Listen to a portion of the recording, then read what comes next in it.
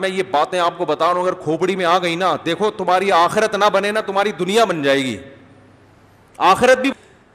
آج کل تو دینداروں میں بھی کنجوسی اتنی ہے کہ ابا کے لیے بھی اتنا کچھ ابا نے چھوڑا تو کریں گے اتنا تھوڑا سا ابا کے لیے,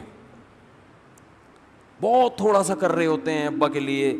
میں کہتا ہوں کچھ نہیں کرو, دعا تو مانگ لیا کرو تسلی سے بھائی.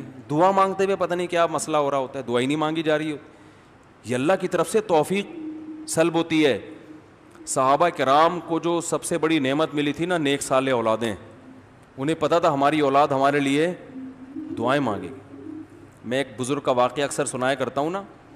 ایک بزرگ شادی نہیں کرتے تھے, اللہ اللہ کرتے تھے, اللہ اللہ اللہ اللہ اللہ اللہ بس.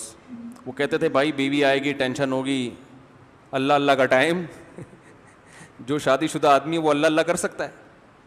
وہ تو بیچارہ کرے گا بھی تو بیگم کہتی ہے دیکھو فراڈی, یہی کہے گی نا, ادھر ایسے صوفی بنا ہوا ہے.